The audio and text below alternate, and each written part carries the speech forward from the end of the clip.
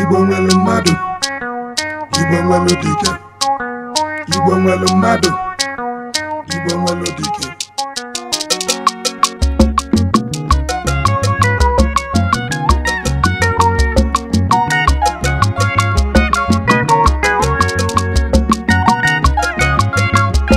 Aba iyom election na-agasịa. Election 2007 na-agago. Ọ gago onye ọbụla bụ ya n'anya. Ya nwere ajụjụ nna ajụ ndị Igbo. Gịnị ka isi mezie o? Kedu ibe anyị ketele n'Abuja? Kedu ibe anyị ketele n'Abuja? Asị m kwuwe uche m si na o nwere ibe lụrụ anyị n'Abuja. Ije jele n'Abuja bụ kolikoli. O nwere ibe anyị ketele n'Abuja o. Eberebe ekwusigo siteli na president n'isi niile dị na Naịjirịa. O nwere owu lụrụ Igbo kolikoli. O nwere ibe anyị ketele n'Abuja. Ụmụnne m eberebe ekwe n'ọzọ. Ọ bụ na-ekwusizi anụ kezi oke. Ye ndị Igbo arata n'ọdụ. Ekesi oke ndị Igbo arala ọdụ ya. Nke niile ebutela ibe. Pati chairman ka anyị na-agbala egbe n'Ọka. Ụmụnne m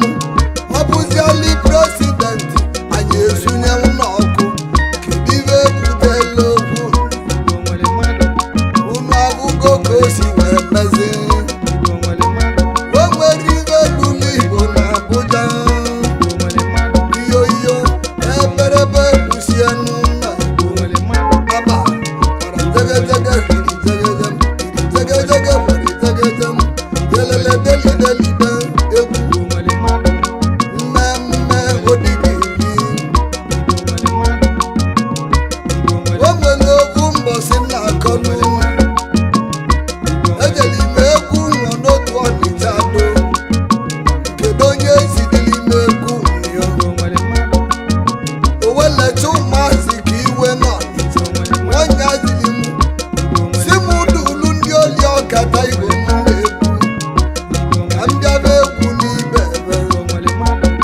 Anyị wee buli ịgba wee jebe Ọnịcha do. Budecha ụmụazị ka iwe. Kedu ihe ị na-agbọlụ ụmụ? Ọsị m na anya na-eme ncheta. Si m na ya na-eme ncheta mbọsị a mụrụ Zik. Iyo anyị wee buli egede tibe.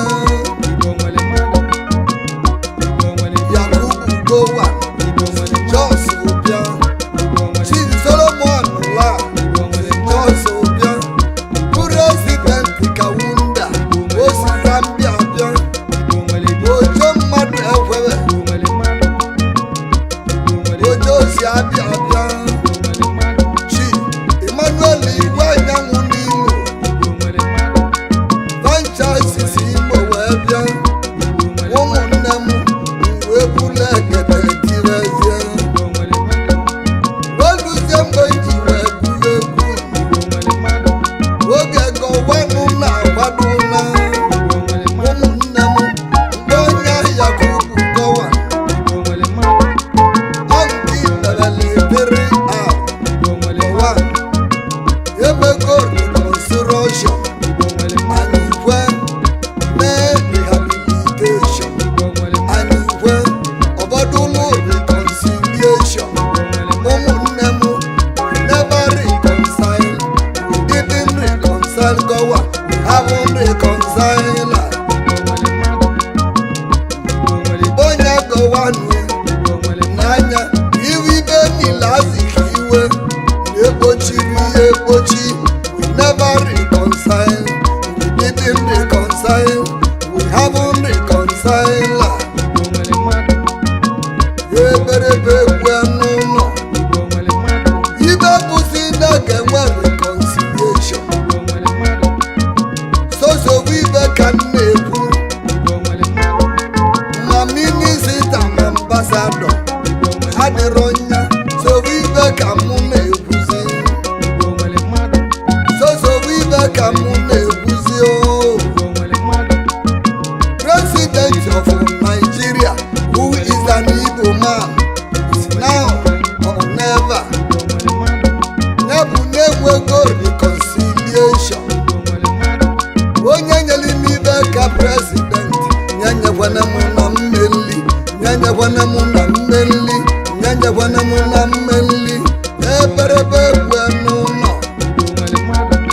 ewuwa odidi.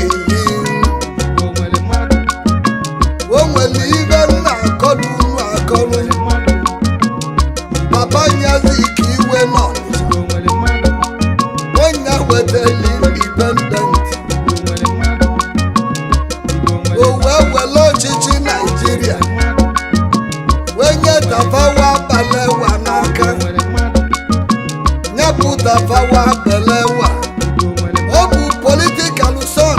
Ahmadu Bello nyabwe Ahmadu Bello kwani nwa Usman Fodio Saliki Musulumi Azikiwe nyere ọchịchị n'aka ibe niile Azikiwe na-ekpochiri ya ekpochi ihe eberebe egwusi n'ụlọ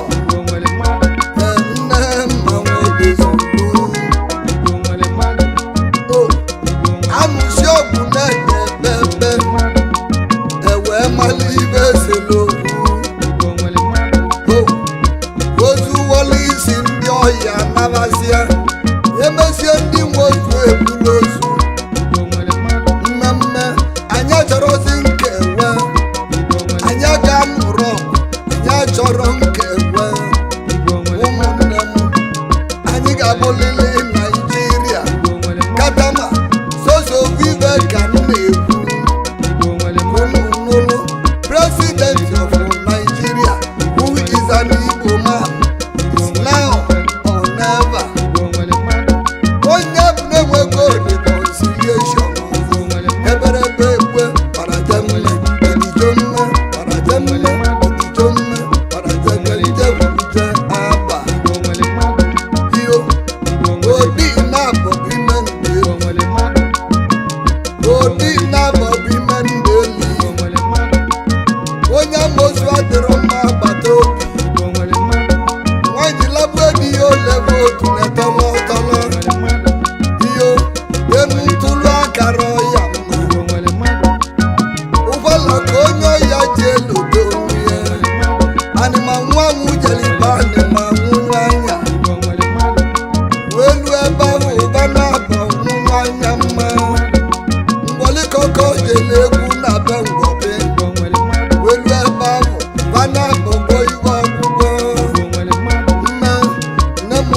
alụghị m ọgwani eburu dike n'isi ude n'elu eburu dike n'isi ude n'elu n'igwe iyo mme eburu m egwu nwoke n'ezi ọhịa chi anaghị ọnụ ụgwọ o meziri ovu mbọsị ya nwa m o meziri ovu mbọsị nke alọ niile eze omeọgọ na South Africa o meziri ovu mbọsị bịa abụ m nwa m anaghị ya mechara ovu mbọsị ya mme eberebe egwu n'ụlọ chi honorable sir doctor Francis Anthony Egboka Anthony Igboka honorable nwa Igboka na nni mmiri na-ezola ọra na nni Igbo niile mmiri na-ezola ọra dị ahụhụ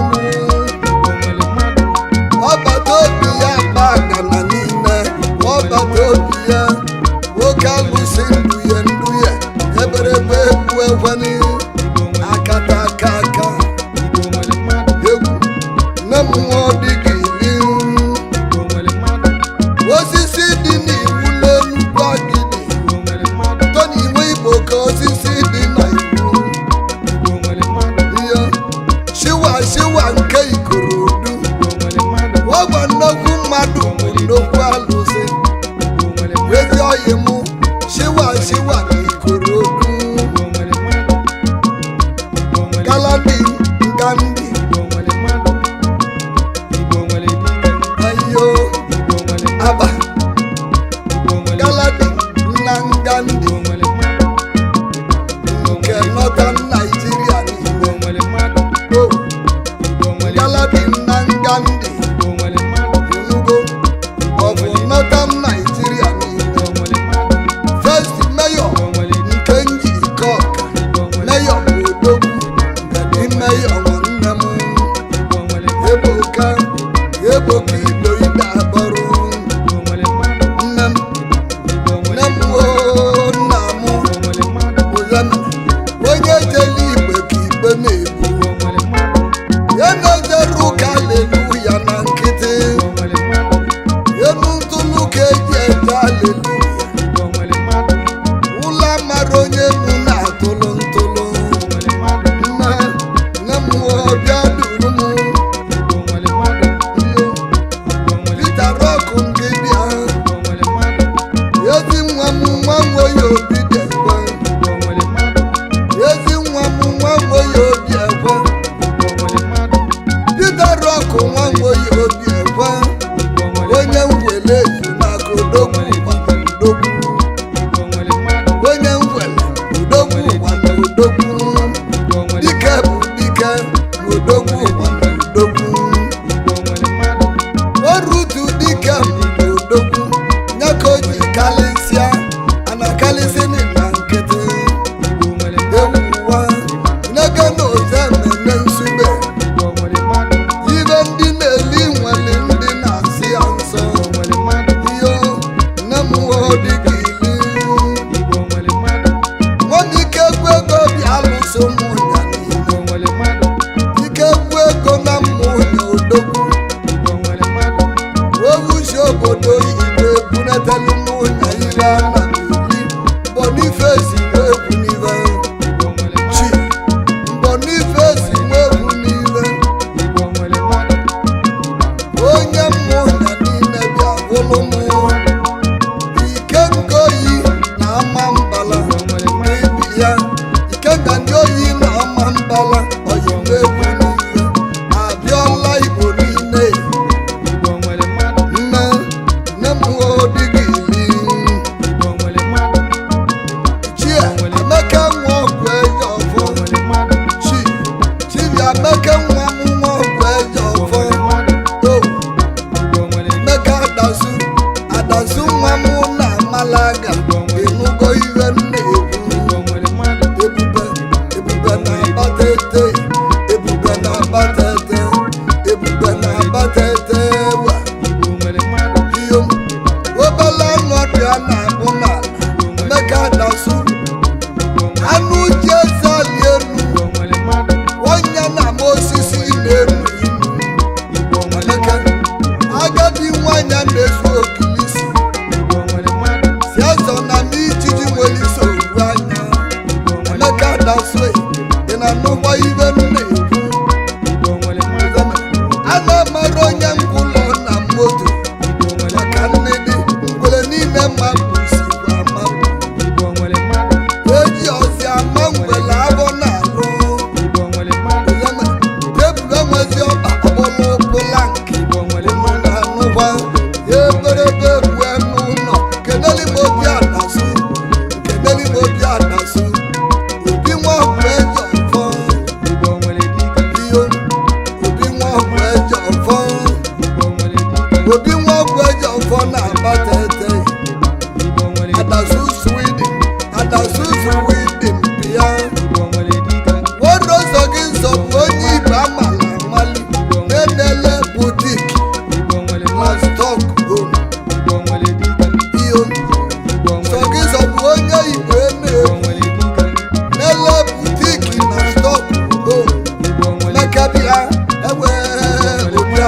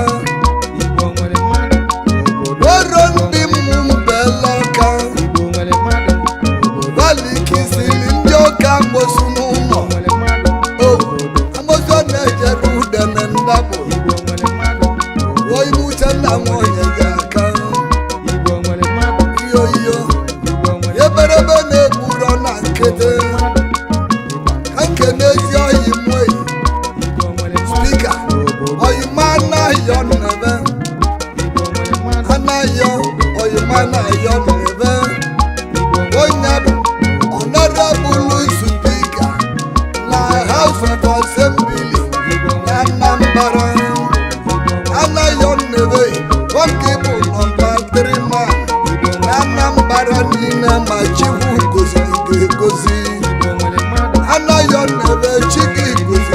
ngozi ụfọdụ bugo n'isogodo bụla ọka isogo kwarili bụla Anambra steeti niile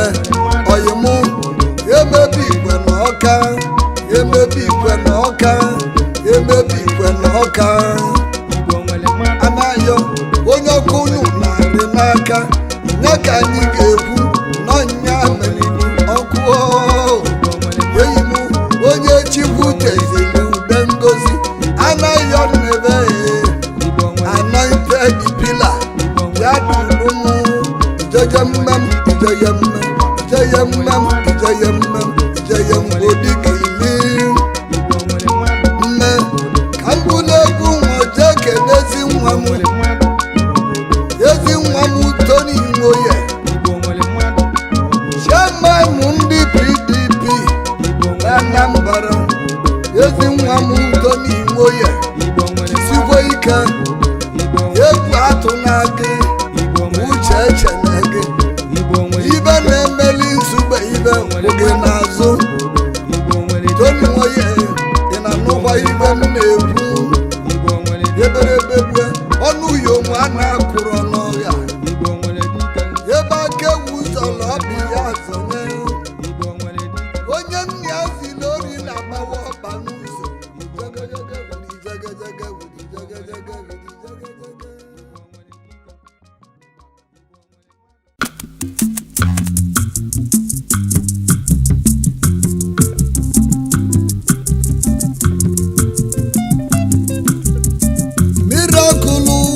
miracle water ụmụnne m ọfụ ya ka ndị be anyị na-achọzebe miracle water eziokwu ọfụ ya ka ndị be anyị na-achọzebe ihe na-efu eziokwu worship maọbụ salvation ibe achọzele bụ miracle nye ka anyị ji eje na river Jordan si ka anyị jee kwute ka anyị nwee miracle water nye ka anyị ji eje na river Galilee ije kwute ka anyị nwee miracle water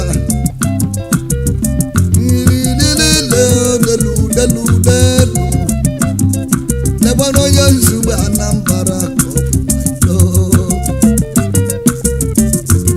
ọbụ nna ya ka na-ekwu okwu mgbe jụwa ajụjụ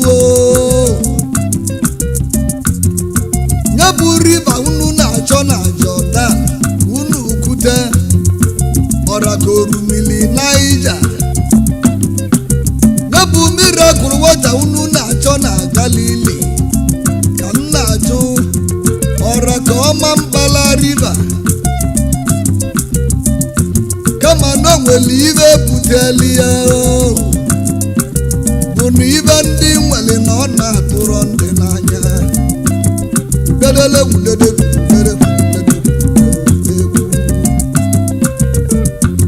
ọgwa nna ya ka nọ n'ezi ebe ọ bụ na unu na-achọzi miracle ka m kọlụ unu akụkọ na-enwere miracle water just across the river Niger ilue ọbụla Asaba ibe okwe ndị be anyị ilu Asaba ebe se million na-agba it ebe se ituo miracle water kedu na ike o si mezi ibe dịka ọgwụ arọ ise gara aga ndị Asaba bi n'ikpele mmiri river Niger ebe babụlụ ochie ọma anyị bụ azị na-akpọzili ya kebụlụ point ọ bụ na onye Asaba tụzie mmiri ka okwute mmiri ọnwa maọbụ ka ọwụ arụ ụmụnne m ndị ori mmadụ ebuli ihe welebe ndị isile traders mgbe bụlụ onye ọ bụ welechelie ewe bukete ndị Asaba ibe okwe wee bukete ndị Asaba ibe na iwe wobe ndị Asaba iwo n'ebe isi bụ eze Asaba mgbe na-ekwu wee bụlụ oge na-ewe bunye onye ọlịlị wee bụlụ oge na-ebunye tankịrị ya si ya jibe si onye ọbụla pụta n'ọgbọ izuzu ka aba ka e ga-esi mee ori na-ezu nwa maka na ndị ori nwa akaligo akali ndị ori ni ka akpọrọ otiligidi ya ndị ori nwa ka anyị kpọrọ otiligidi nemuwo nwanyị ọdụ kelekele atọ nemuwo belute ọgba nna ya ka Asaba niile wee zuzie n'ọgbụ izuzu onye bụ ọkamalelo wee tụbelivelo wesi bụ onye ọbụla bute iri ya ka ba gbago obe n'ukwu ka ba jebili n'ime ọbịa Asaba niile onye ọbụla wee buli iri ya wee gbago obe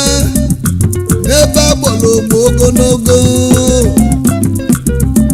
wee luzie n'ime ọbịa ibe na-abụ ka o mere ndị Asaba nke izizi ma na-abụ ozi ndị ori nke ịbụwa ọjọlụ njọ bụ na be nwe ozi mmiri ma na-abụ ozi mmiri baga ala ala ma ọ bụ mmiri a ga-eji warụ ibe nwewe ka njọ agụ mmiri wee bulite Asaba ibe okwe wee bulite Asaba eze Nnebuisi wee bulu oge na-ekwu ọzọ osi bụ onye ọbụla pụtaba ilo ezigbo mmadụ a na-emere tankịrị ya ọgwa nkili ka mmadụ na-alụ ya alụ ezigbo mmadụ a na-ararọ mmiri na bụ nkili ka mmadụ na-ara mmiri Asaba niile wee zuzie n'ọgbọ izuzu ogbu nwoke onye nchụaja wee pụta wee sịba nna ya ga-enwetalibe mmiri etu ọ ga-esi ime ga-ebunye ya nwa agbọghọbịa dị below 10 years age wee bụ na amarọ nwoke kolikoli kanya weli ya wee chụọ aja siba na atụzi anya bụ aja na ndị Asaba ga-enwe mmiri nyebe ibe wee gba ndị Asaba ya lio ewe olwe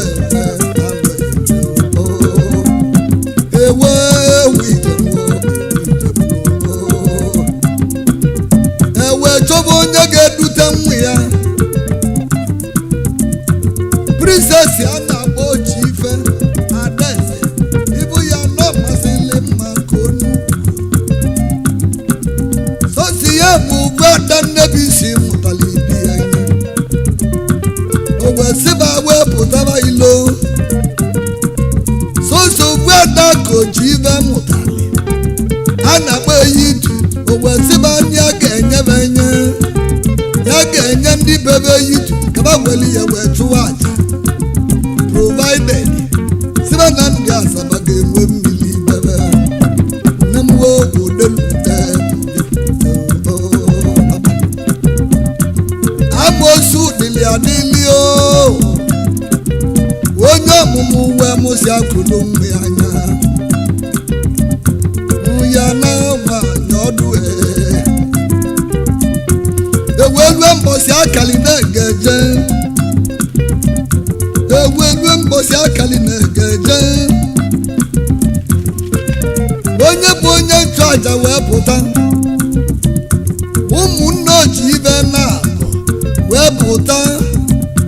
ojibe wee dula dị ya na-akpa itu ba wee gaba n'ebe akpọrọ Central Hospital n'azụ ya wee gbadaba n'ime ọbịa wee gaba wee luwe n'ọbịa mgbọ ba wee kwụsị onye nchụaja wee gwuba wee gwusie wee kula yitu tie n'ime otu wee nie nye na ndụ mba niile wee naba bebenye omozi izu na-agbamihe merịtọ ezigbo mmiri wee si ebe amụmanyili na-enwu gologolo na-egbu mama maka ọnwa wee neru alọngwudi river Niger wee rulide wee lue n'ebe a na-akpọ ogbe nkwọ wee kwụsị wee lue ebe a na-akpọ n'ogbe nkwọ wee kwụsị na St. Joseph Catholic Maternity Hospital nke dị n'ime ogbe nkwọ wee kwụsị unu abụgo Nnamdi Azaba enwego mmiri na a na-akpọ Miracle Water wee siteli n'aka ugwu Adaeze a na-akpọ Oji Ife Chiobu nwa mụtara wee chụọ aja Chiobu nwa mụtara a na-akpọ Yitu wee chụọ aja wee sị ka Nnamdi Azaba nwee mmiri unu abụgo nwata nwaanyị owu dịka usoro ejiji unu abụgo nwata nwaanyị owu dịka usoro nwaanyị nwere obi lọbụ ndị bebe wori isi kala aka na-ebu ọja anịma nwanwu jeliba anịma nwụnụ anya wee lụsi ebe ahụ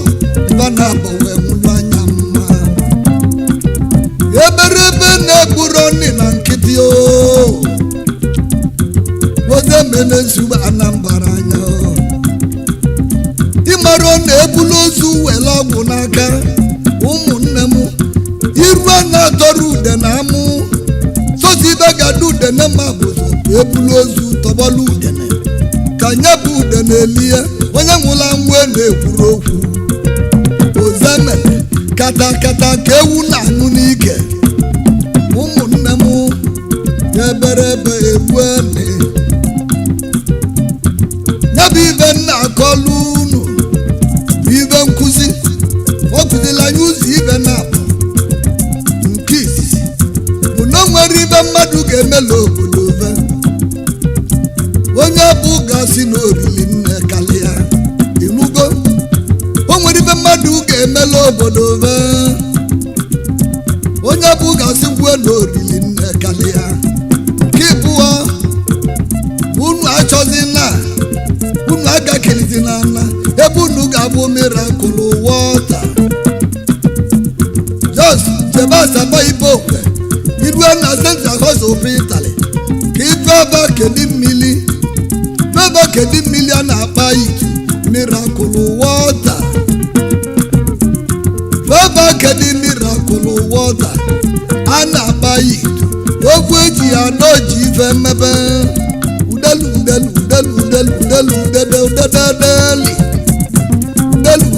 mmụọ n'ezi ọgwa na-etu mmụọ si ekwu ka mmadụ si ekwu dịma na-etu mmanwụ si ekwu ka mmadụ si ekwu oze mene nsogbu Anambra ịnụgo ike dị ọzi ndị be chi nwụbọ n'mba Isaac nwa mmadụ na-ekechi nwụba haba esi Asaba ibe okwe nata haba ekene dịli na Asaba njeli biya asị mụ na ojebeli tọ mgbe kwude seketiri igwe a na-agba Olikeze kwude seketiri igwe a na-agba Olikeze gwajuo onye Olikeze na-achọrọ m Miracle Water a na-agba Itu Olikeze kedu ka o si mee haba ya bụ Olikeze wee gosi m ogwu ochie Asaba chi a na-akpọ John Chief John nwere mmụọ ekene dịlị gị Chief John nwere mmụọ ochie Hedi Masita ochie katikist ndị mala akwụkwọ mposi bulugbo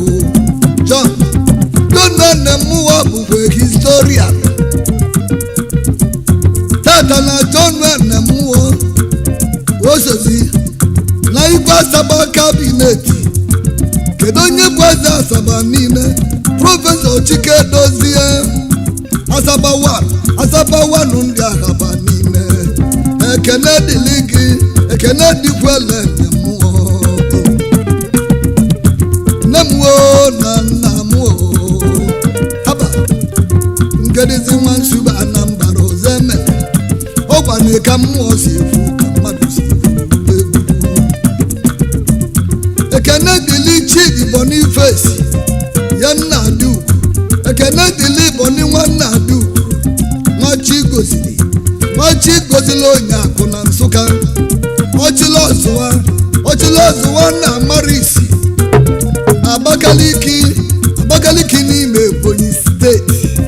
Boniface nwanna Adaugo adịmụchikwu gozi ya ke nwa m onye nzube Anambra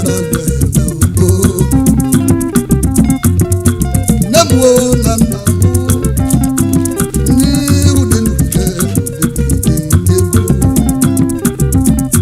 si m keneze Ebubechukwu ya ideji ogbugbu mmụọ na mmadụ na-agbala ọsọ mbọba ideji ogbugbu ọbarị mbọba ideji ogbugbu ọbarị mbọba ideji ogbugbu mmụọ na-agbala ọsọ eze nwanne na mmụ awụlụ onye mmụ awụlụ abụ ọgwụ idalụ aba ezi oyi m nwa mụrụ na mma Ebubechukwu ezi oyi m nwa mụrụ na mma na-emere obodo ngana onye mmụ awụlụ abụ ọgwụ idalụ ndị Elianasia ya bụ chairman Board of Trustees Aba Nigeria People's Party wee mesịa bụrụ the National President of National Association of Government Approved Fighting Forwarders niile nagafu President ndị nagafu niile Ebubechukwu onye mmụ awụlụ n'anya ikenelike Osimukene Ugochukwu nwa mbe ewu Nnanyelugo onye nnuke ndị atọ oyim Nnanyelugo n'Imo steeti onye nnu eke n'Idato local government area Imo steeti ka nwa m si wee bịa aya ekene dịlị nwa m eji ikeme agha na mmụọ kenelege ogbojulu ego aka onye mba ugwu abụ ọgwụ ide eji ike ogbojulu ego aka onye mba ugwu abụ ọgwụ ide mirakụlụ wata nwa unu na-achọ unu ejetezi n'aka n'ọdị n'ime Asaba Igbo obu n'ịgba mbọ olu Asaba Igbo jebe na Central Maternity Hospital n'azụ ya ka ibu aba kedu mmiri a na-akpa yitu na nyaba yitu bụ Miracle Water ekene dịlị igwe ịbanye Chukwu tabugbo ekene dịlị igwe ịbanye Chukwu tabugbo eze na-atụ anyị ya na Nsugbe ịbanye Chukwu azị mmụọ magbali n'ibe ga-adịle gị mma ịbanye onye bụrụ ọkụ na-anwụlụ ọrụ mmadụ ụtasị abụghị obodo lie nye eli ya isi bụ ka ibu na mkpa anaghị eli ịmụgo onye bụ ka ibu na mkpa anaghị eli ibe dị n'elu ụwa bụ onye rike ọnọdụ ubi ya nye ibe dị n'elu ụwa mụ bụ onye rike ọnọdụ ubi ya ịmụgo nne m nwanyị ọdụ okele kina